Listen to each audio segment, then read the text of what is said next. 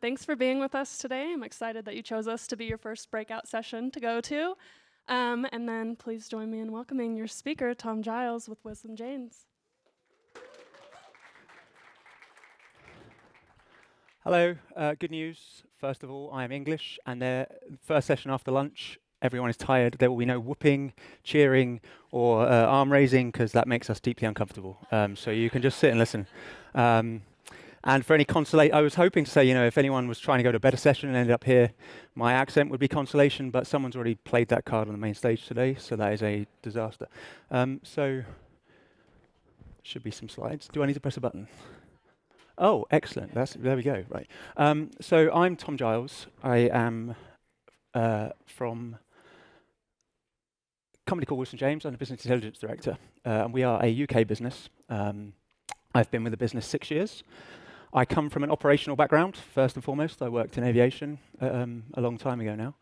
And then I moved into continuous improvement, project management, and then sort of found myself in data 2 years ago. And so our organization, about 2.5 years ago, realized that data actually was quite important, and that we needed to do something about it. At the time, we were using a yellow product, sort of to limited capability. And we basically went out to market and looked at a number of options, and ended up with Domo. And actually, this month is our two-year birthday with Domo. But so I think the reason I mention those bits is that my function has grown from me 2 years ago, one person. I implemented Domo, and if you get your Domo log and look at the usage and card creation, it starts off with like 6 months of just Tom Giles making cards and no one else doing anything. And then it suddenly starts to pick up to the point where now, and I'll pre-warn you if I have any technical questions, I have not done an ETL in a couple of months, and I'm probably terrible, so I will deflect those and say I'll follow up with you with an answer. But so nowadays I lead a business intelligence function of 11 people. It's grown from 1 to 11 in 2 years, which is incredible for us. It demonstrates the value. I'm also a keen runner. I was just boring the team over there that I've been out for 2 runs in the 24 hours that I've been, or is it? Yeah, like 16 hours I've been here in Salt Lake City. And my most important job, and I have a pointer, is I've got 2 young kids, and Chief Home Entertainment Officer is what I spend the rest of my time doing. So Wilson James, none of you would have heard of because we are in the UK. We are a private-owned business. We were founded 33 years ago now, and our founders still own us, so and still run our business. So our chairman, our CEO, founded us. Their names are not Wilson and James. They picked those 2 names because they sounded fancier than their real names. And so they're still with us. And that brings a lot of agility. And I think I'm going to talk in a little while about, I guess, justifying data and BI. And really that agility of being able to make a decision based on gut rather than facts was key, I think, to being where we are now. We have about 6,000 people working for us. I guess the good thing for you, there'll be a ton of brands up there that you probably recognize despite us being in the UK. And like I was chatting to my Uber driver who's going to London this summer. If you're going to London, go to the museums. They are probably the best thing that we have, mainly because we stole all of it from other places around the world. But, finders keepers. Sorry to anyone we stole from in the audience. So we have 250 clients across 300 locations. We provide security, and that was our bread and butter. That's what we started doing. And that's, like person on a door, reception services, that kind of thing. We're a premium supplier in that space, which means our clients expect more from us, and that's why you see the sort of clients that we have up there, your Metas and Disneys and people like that. We do construction logistics, and so, I only recently found out what that was, and I've been here 6 years with the business. That is around the right thing in the right place at the right time to build a project. If you think of, and if you've been to London, we do not have lovely grid section roads that are really, really wide. Everything is old and tiny and narrow. And if you think of building a 50-story skyscraper on a single lane road without completely crippling the traffic and everything else, you need to do logistics really well. And so that's really where we've excelled. Infrastructure, so we build nuclear power plants in the UK. We do logistics for nuclear power plants, which is incredibly complex. And And then finally, aviation and transport. So if you've ever flown through Heathrow or Gatwick, or and there are a few others that we provide this service at, and you've needed assistance, or you've been flying with someone that needs assistance, so that's like someone in a wheelchair or on one of those buggies, or there's loads of cool things that, automatic chairs and stuff now. We're the largest supplier in Europe, I think, of that service. So really cool, really challenging operation, and something we got into basically based on our logistics experience, because moving a person in many ways is similar to, it's a logistics problem with a load of added complexity around. You want them to have a great service. So our journey, if I think back to 2.5 years ago, there were 3 big problems that we had as an organization that made data and BI really challenging. The first is just the scale and number of our sites. So we operate across the UK and some operations in Europe. And our sites are can be completely different. So in central London, we have a client called Broadgate, which is the largest pedestrianised zone in London. It's like 15 skyscrapers in the city of London. That's like 250 people for us. It's got an account director. It's got a whole management team. It can have a data person. It can have that whole fully functioned management service. We'll have another site in the middle of nowhere, which is just a guy or girl sat in a guard hut that just opens a gate and shuts it.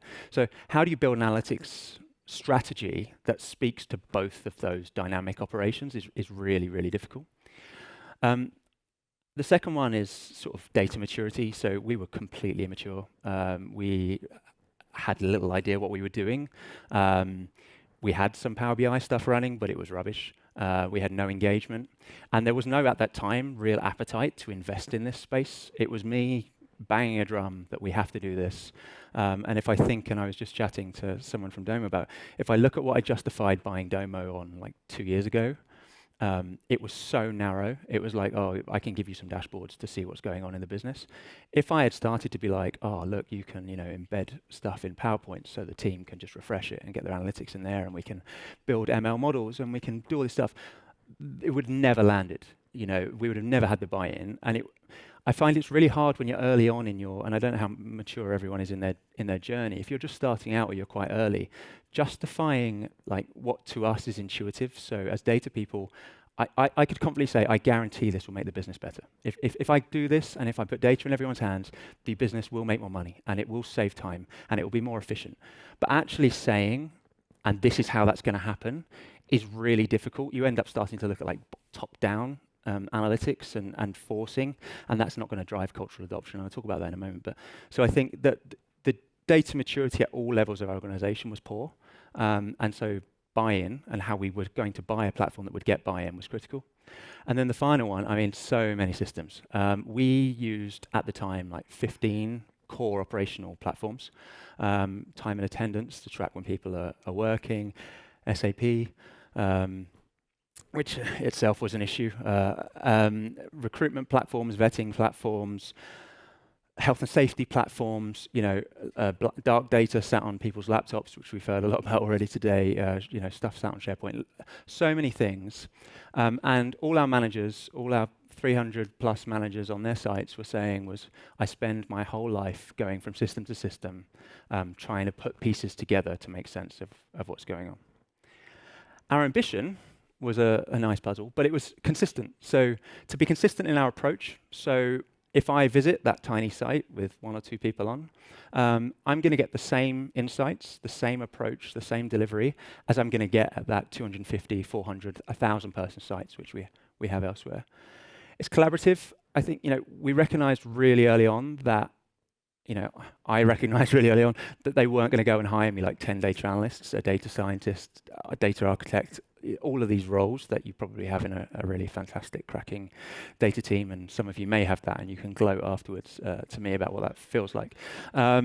So we needed an approach and a platform that allowed SMEs to pop up around the business and enable them. So we needed a platform that could be collaborative.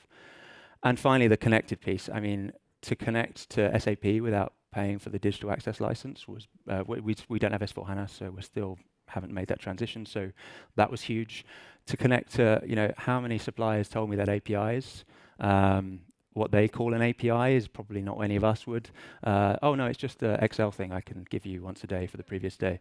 Fantastic, thank you. And so because we'd never procured with data in mind, we'd had these contracts that didn't even talk about data. It was never a thing we mentioned. It wasn't, the fact that we needed your information was never a thing. Who owned it? Goodness me, I don't know. So going through that process, I mean, Domo's great. It'll connect to anything.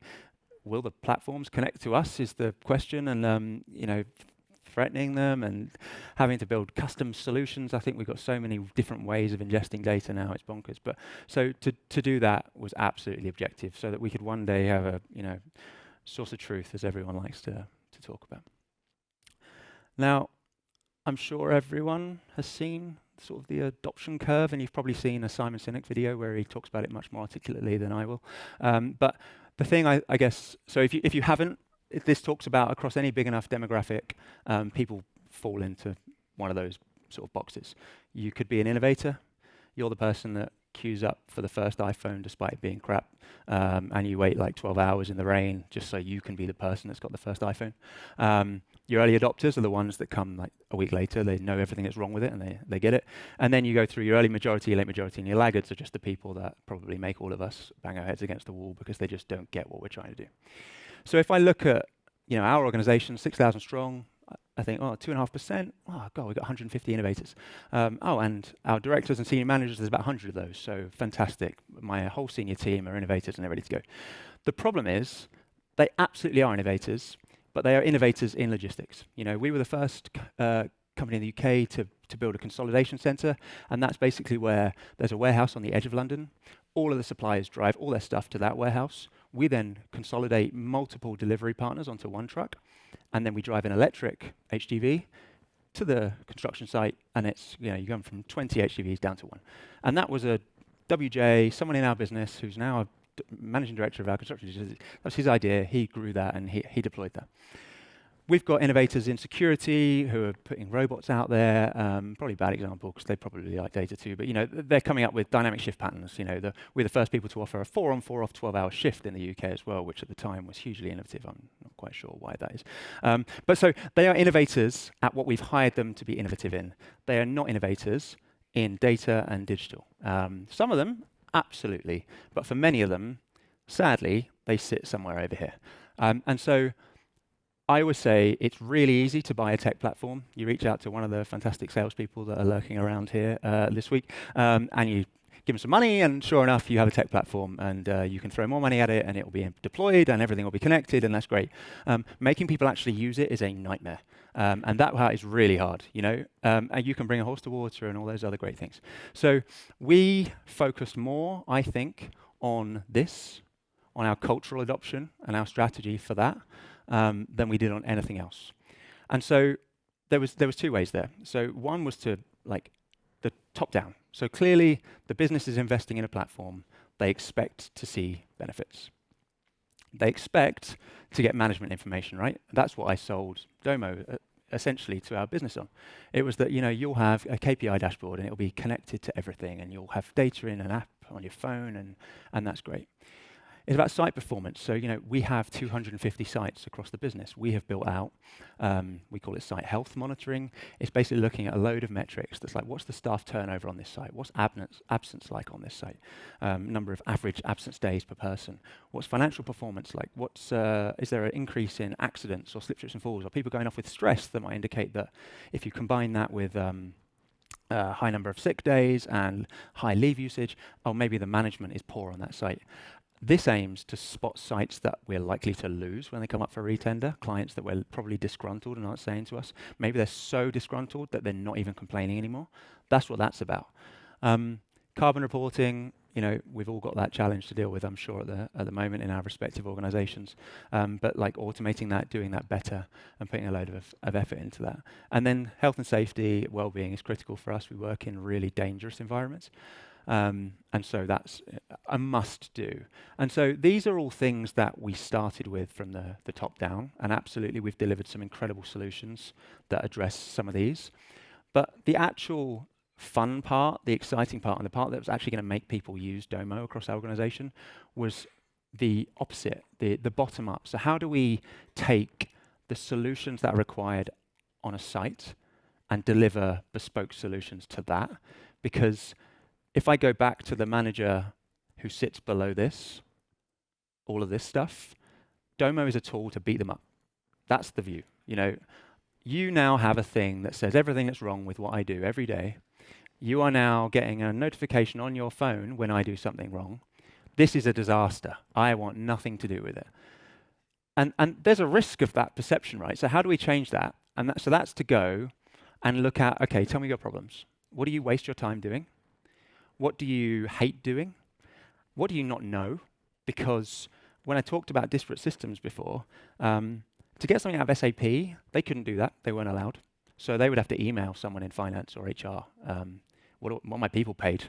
I don't know what their salary is. And they would get that back in an Excel document. Time and attendance, they could look in the platform and if they wanted to see who was working in 3 weeks, they could scroll to the right and go down. They couldn't export that to Excel. They couldn't even do that. They would have to email someone, raise a ticket, get that sent back to them. These were all like real world headaches, and they all sound so simple, and it feels bizarre. I think so one of the things we've delivered is this site level operational reporting. And so this is a pack of like 14 dashboards that sits in a pack. I'm hoping it can go into an app now that we've got App Studio, because that looks really cool. And it's basically everything someone needs to know to run their site, whether it's like accident trending, all that sort of stuff. But like one of the most impactful things that we gave them was sort of 2 squares sat at the top of a dashboard about holiday. And one was the percent of the way through the leave year that we were, that obviously changed every day. And the second was the amount of leave that their site had used as a percentage. And then we basically said, if these 2 things are more than like a couple of percent different, you're doing something wrong. You're not managing your leave properly. We get a lot more leave than you guys do, so it's a bigger problem for us. That, and it sounds so stupid that I say that is a game-changing idea, to put that in the hands of a manager, to be like, look, if you don't read all the rest of it, that's like your trends, and that shows you that every March, because our leave year runs April to March, you have a huge spike in leave and unpaid leave and sickness because people aren't managing their leave throughout the year. If you just look at these 2 numbers right at the top, that's something you can do. And then taking that step forward that says, okay, now let's create Domo alerts that trigger when you have variance of more than 5% between these 2 numbers. We just email the manager and say, look, come on, you need to issue more leave. These are like really what feel like small transactional things, but to someone who's out there like trying to do 100 things, that changes the game for them. That is incredible. And I can't do it justice here. And unless you work in these kind of environments or relate to some of this, it just won't land. But putting it in their hands and solving their problems is what's so important. And we're really interesting. So our BI function sits within business improvement. We don't sit in IT or in finance. I think some people have their sort of BI function set in. So our whole thing is being focused on delivering business outcomes. So it's not good enough for us to just build dashboards, build content, and then pass it over to someone and say, oh, look how bad you are, all these things, off you go, good luck. We take the sort of end-to-end life cycle of, okay, let's go out and do a time in motion study. Let's understand the challenges. What's the data that will feed this? What reporting or automation or application or bespoke solution can we build? And then let's land that and deliver that and train the local team. Last mile BI for us is huge. So this is about putting Domo on screens in areas that things are happening. So if I look at Heathrow, where we provide assistance services, if someone waits too long in one of our wait areas, they will miss their flight. And that is horrible. We don't want that for anyone. The guys and girls who are running that solution have a great operational platform that is for allocating work and all these kind of things. But there's so much information. There's everything they need to know to run their day sits in that platform. What they need is just a screen, and this is what we did, that sits above their desk or sits in one of our host areas that has nothing on it. It just sits there blank until someone is at risk of missing a flight. And then all of a sudden, bang, up comes a big name, where they are, how long they've been waiting, how long it's till their flight. And then those 2 numbers, one ticks down, time to flight, and one ticks up, which is wait time. And so it drops, 80% drop in missed passengers, putting that one solution in there. And it's so simple, right? The screen is empty. If it's not empty, do something about that right now. But that's for people who are not data people. If I ask them if they're data people, they say, absolutely not a data person. I've got no interest in it. But now, it's sat there. It's embedded in their workflow. It's natural for them to consume it in that environment.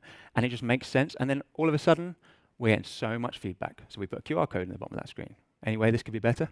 And now we've got people, supervisors, agents, who are just, their role is to help people from the curb to the plane, whether it's a chair or lifting them in and out.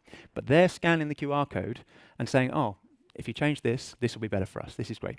So that ability to sort of democratize the solution but then also to take feedback and make it relevant to what they're doing, has enabled us to continually iterate on all of the things that we're delivering into our sites. And it's meant it's landed. It hasn't been, oh God, you're putting in a tool to bash me. It's, oh great, what else can I get from this? And what are the benefits that we've seen? Strategic decision making. I mean, I don't know how we ran our business for 32 years without some of this stuff. I think on a wing and a prayer, we got bigger every single year for 32 years. So they're clearly doing something great. And Mark, if you watch this back, you're doing a great job and continue to be. He wouldn't have got through me talking about myself at the beginning, so I'm sure I'm fine. But so they, now they have so much stuff. And I think seeing the changing culture of, I walk past, our meeting rooms are all nice and glass walls. You walk past and I see demo dashboards in so many meetings. Like every meeting I walk past, I see someone's got one up. And that to me is like the best thing ever. And it's stuff that I haven't built, I don't know we've got, I had nothing to do with. And that was like when I knew we'd made it, that people were out there spinning up their own content, using it in their own ways to drive their own meetings. It's changing, I sit on calls, it's quite uncomfortable because people feel like I know everything about everything in our business. But, someone will be like, oh, that's not true. And then, oh, Tom, is it true? And then, oh, yeah, sure enough, I can answer the question. But the then bit is, oh, and actually you've got that dashboard. You just haven't looked at it in like 6 weeks because I can see on your usage stats. So there is still a bit of shaming and bashing. I don't think we'll ever get away from that.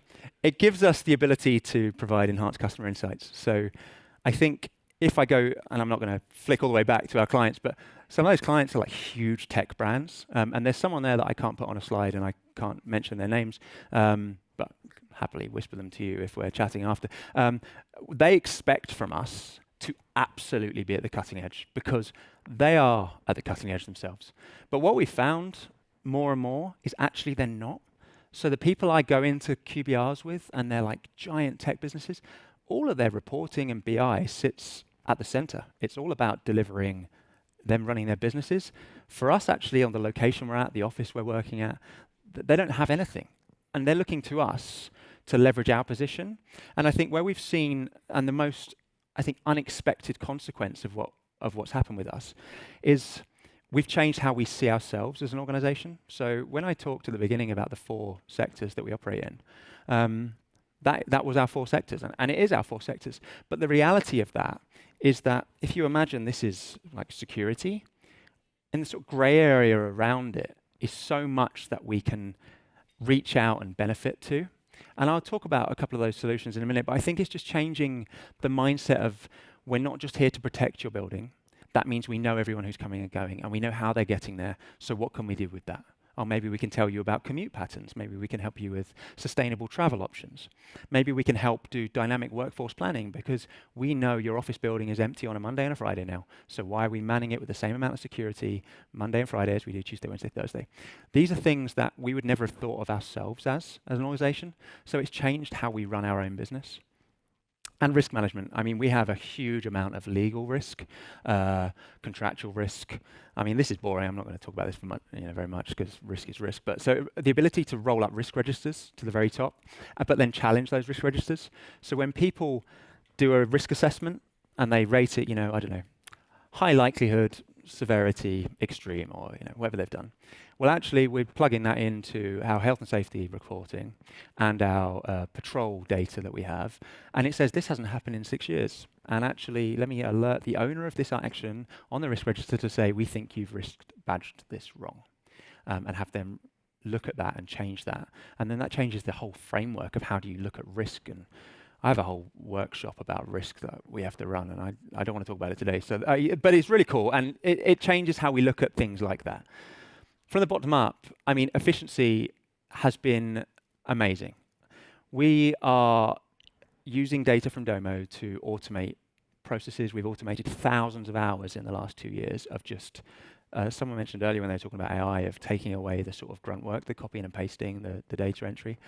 We've been able to go after that, find it, I think, is another part, find that inefficiency, and then go after addressing it through automation. Innovation at every level and increased engagement, I think, comes together. But when I talk about people being able to put forward their own ideas, when we first started with Domo, I took a bit of a crazy approach and basically just said anyone in the organization who asks for access can have it straight away.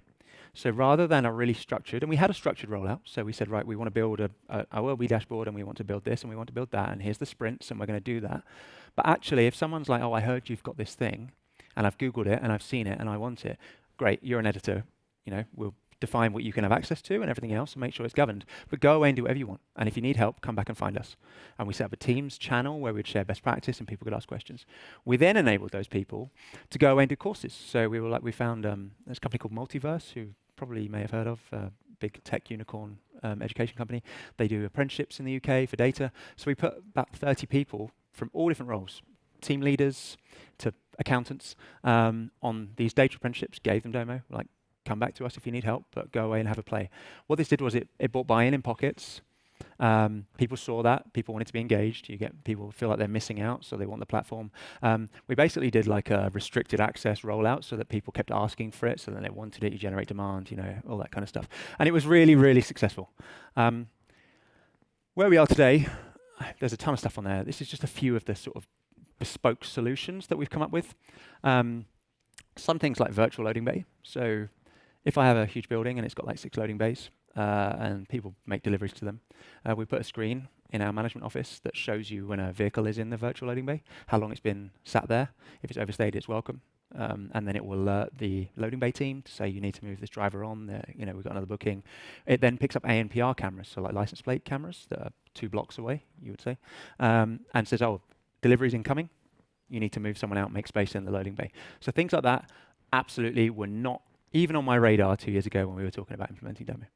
And there's a ton here. AI report generation I think is really cool, especially with what we're hearing today. And I'm delighted that we're going to be able to do it in platform, because at the moment, excuse me, is there some water? We've been sort of having to bodge together this thing where we kick data out of Domo into Power Automate and then use ChatGPT to like write up. But what that does is then we pick it back into Domo and send it back. What that does is it's like dynamic risk newsletters for our clients. So if there's a protest going on down the street, they will get a nice letter. It draws on a load of data that we pick up from Twitter and stuff, intelligence that goes together, writes it, puts it into a PDF for us, and that's all based on the data that we're holding in Domo and the connections we've made. I think the 3, before I shut up, that I really want to focus on, and you'll see we've got some catchy names that we've given them. I take no credit. ChatGPT, what can I call my products that do these things? So the data science tool and the ML stuff has been amazing for us. So I talked earlier about Heathrow and providing the assistance services there. So some quick fire facts: 70% of people pre-book assistance. That means 30% of people turn up without pre-booking assistance.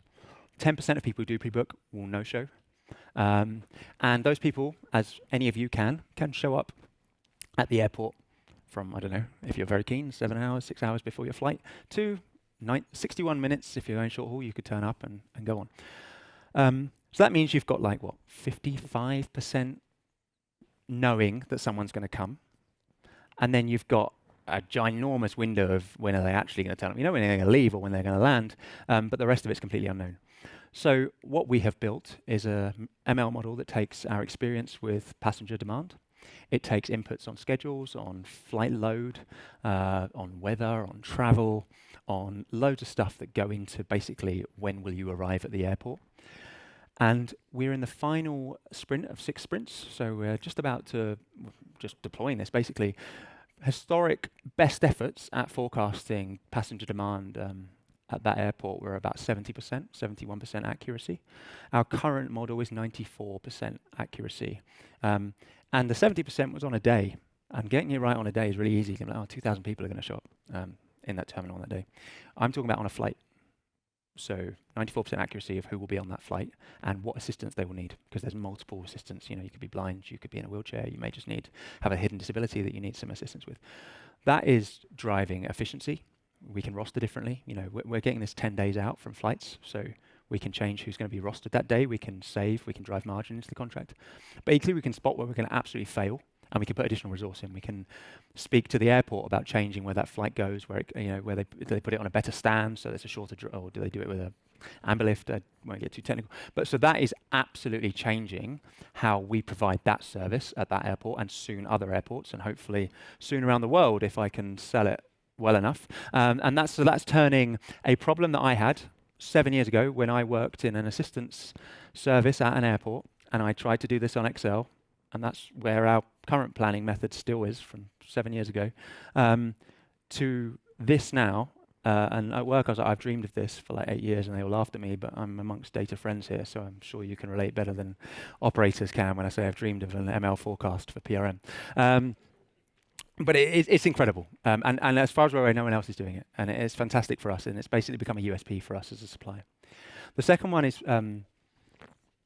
I touched on earlier, but this is like looking at ourselves differently. So we had a massive banking client, international banking client. They built a brand new head office. And it was, all bells and whistles, solar panels, wind, all this stuff to be completely sustainable. But it was in the middle of nowhere, and everyone drove. And it was, you've kind of defeated the purpose here. So they came to us and said, look, we've built this office, and we want you to come and protect it and do security for it. And we said, well, look, we're about to do logistics for you to this location, all your deliveries, we're going to manage that for you. And we know who's going to be coming and going from that building, because they have to go through our swipe system, and we know we're there. And we've got cameras, so we can see how they've got to work. And we know the carbon emissions of all your deliveries, because that's the service stream we offer for you. Why don't we build you, and we work with a company who we partner with in the UK called Manzera to build a sustainable travel module, which basically says, let me figure out how everyone does. We go out to a survey and say, how do you travel to work? And then we monitor, throughput through the car park and all that other stuff, and a load of other things. And then we incentivize changes in behavior. So if you, carpool, we'll give you a Costa voucher. Starbucks, do you have Costa here? Yeah? No? A Starbucks voucher to carpool. Here's what the cycle to work scheme looks like. That's where we buy you a bike, and it's tax-free in the UK. So maybe we can incentivize you to do that. These 3 people live within a mile of you. And actually, if you go this route instead of this route, that's going to save, 200 grams of carbon per journey, and we will, give you your afternoon off, or loads of things that steer the behavior. That is not the function of a security company, but it is the function of a connected, data-driven security and logistics solution provider. And that's where we're shifting our own perception of ourselves and our clients' perceptions. And the final one, because I'm really conscious of time, and this one, basically asset tracking. And so this is GPS, this is temperature, this is air quality. We've got all these little IoT devices. Let us visualize them for you. Let us build you a custom map of your location, show you where everything is. And actually, we've got security officers patrolling, and like how an AirTag works, where if an iPhone goes near it, it tells you where it is. Well, let's install an application in the back of that security officer's patrol device that's pinging, and then we can put really low battery things in your barriers, for example, and tell you where your 200 barriers are strewed about your massive location, because we're already patrolling and our logistics teams are already doing things. So let's bring all that together, and then we can measure the efficiency gain and the time saved for your teams, and then pass that back to you as a joint saving or something. So these are just 3 incredible opportunities that we're monetizing that we would never have dreamed of even having or monetizing 2 years ago, and really are all operational-led, so site-led, operator-led, not data-led initiatives that are just good ideas that have come from people who would call themselves not data people, who are now delivering absolutely data-driven solutions across our organization. I will shut up now. There's a Q&A. There is a microphone. If anyone has any questions, I'm told to please say, can you wait until the microphone comes? So thank you very much for listening. Any questions? Oh, yeah, and applause, clearly.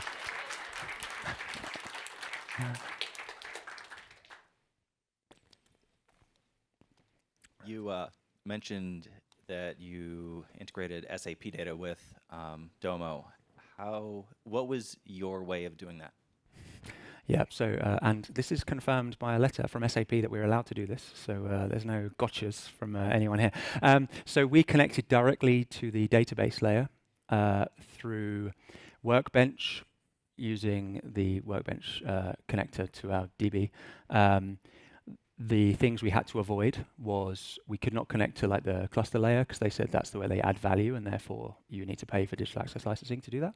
And we can't commercialize any of that data because again, that would mean we need digital access licensing. But to just use it to run our business, it's our data, we absolutely can do that. There's been problems. So some stuff in SAP is like table structures and getting the limit of my technical knowledge here. And SAP does combine them in a unique way, and that's really hard for us to do in Domo. But yeah, so that's how we've done it. And that's all our finance data, our people data. Finance and people data we use SAP for.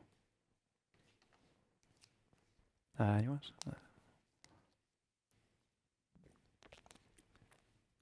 I think I heard at the beginning that this started 2 years ago. Yeah. So, and then you had trouble finding innovators, but it seems like you've gotten a lot accomplished. So you must have gotten to innovators quickly. How did you get them engaged as quickly as you did? Or are you just amazing and you just did them all? Clearly the latter. No, so the main way, and we're still trying to do this better, so we're still not perfect at this by any means, was doing this, essentially. So telling people what they don't know. So, Domo itself was saying this morning they find themselves hard to position themselves, so like a BI or whatever else. I think you take that a layer back and teaching people what a BI thing is like step one for us anyway. So the first thing for us was to be like, look, we've done all these things. So this is what we've done. And we can do anything, so start with that. And if you have any idea, come and see me.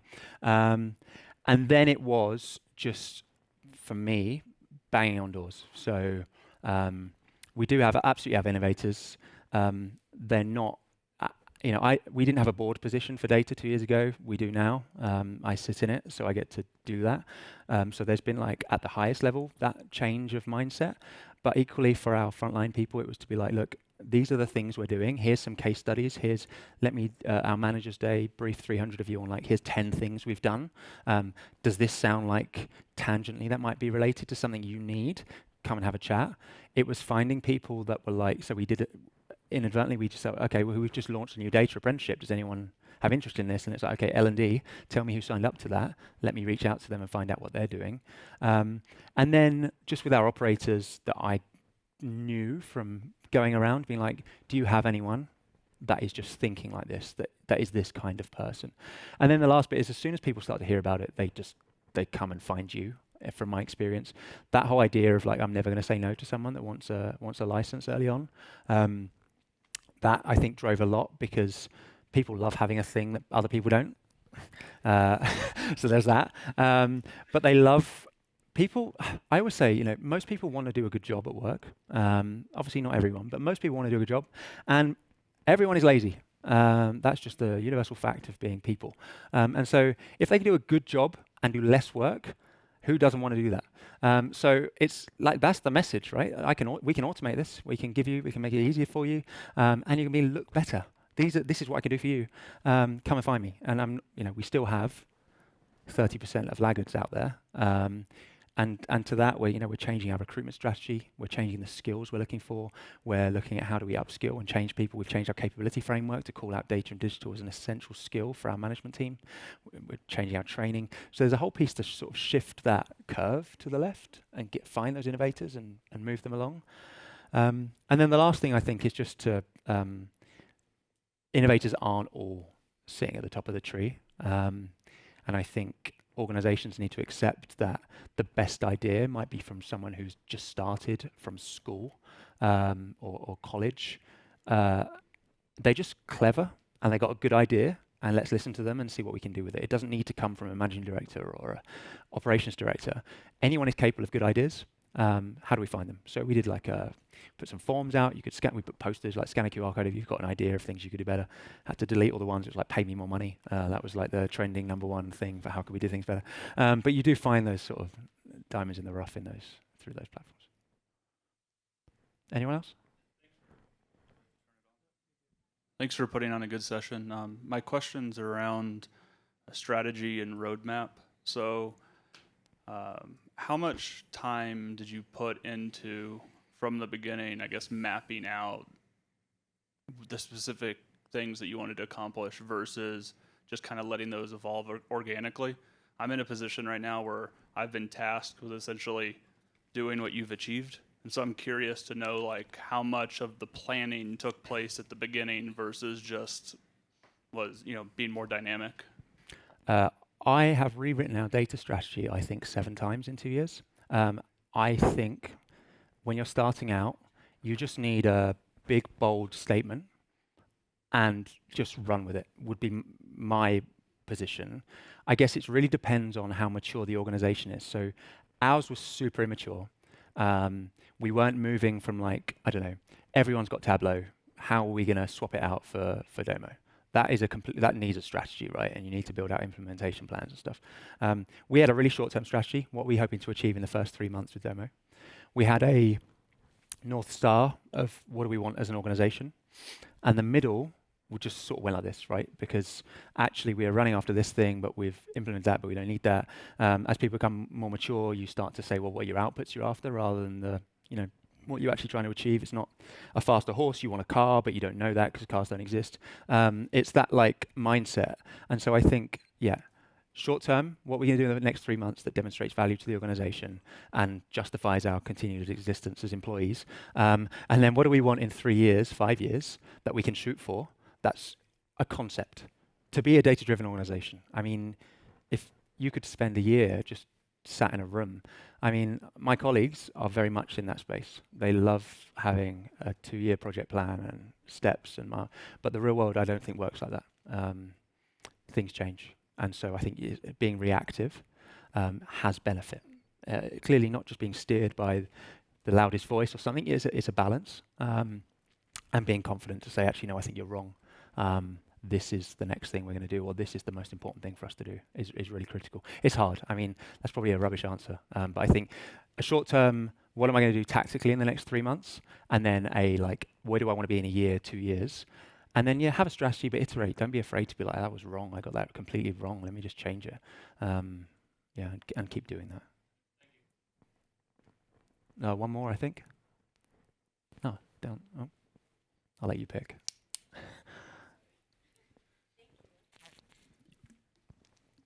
Hi. So growing your BI function from 1 to 11 is wildly impressive in 2 years. And I was wondering, which approach do you think what enabled you to do that? Was it the top down? I guess how did you get your organization to invest in the space? Bottom up. So I think the number maybe makes it sound a bit better than it is, because what happened was these are people who had roles elsewhere that weren't data roles, but basically, so some were, we've recruited new roles, and that's great, and others have been like, you're out there, and your job description says you do this, but in reality you do this, and let's bring you to the center. And I think the value, bottom up, is more meaningful, especially when you're in an immature data business, to say, actually, the value to our CEO of having a KPI dashboard that he can drill down in and see what's driving it. I mean, he looks at that, once a week, and he's like, oh, great, these are green and that one's still red and it's always been red. Look what we're doing here. How cool is this? And it's on LinkedIn and the client's talking to you about it at our entertainment event. I think for senior leaders in organizations is much more impactful because it's tangible. It's tangible to our clients. These are actual solutions that I can feel. And that's led to, I can say something 100 times. If a client says it once, it lands a lot better. And that's why we're all here attending Domopalooza, I guess. But so if when the client says it, and it's because they've seen it on their site or they've experienced it, that holds so much more weight in justifying why we will do what we do, rather than just, margins improved by 1%. I think that was all me. Finance team's going to say that was all them, and the operators are going to be like, well, we're the ones who did it, so it was all us. Whereas actually delivering solutions that are tangible, I think, is critical to demonstrating why this is so important. All right, yeah, I think we're just about out of time. 15 seconds. Are you going to be around for people to come up and ask you questions? Yep, absolutely. Might be running, so you'll have to keep up. Might run a little too fast. But if you guys wanted to scan these QR codes, it's both the app. If you don't have that, it has a lot of useful information, including the next sessions. And and then give us feedback. But yeah, thank you for being here with us today. Thanks for being a good audience. Thank you so Thanks, much. guys.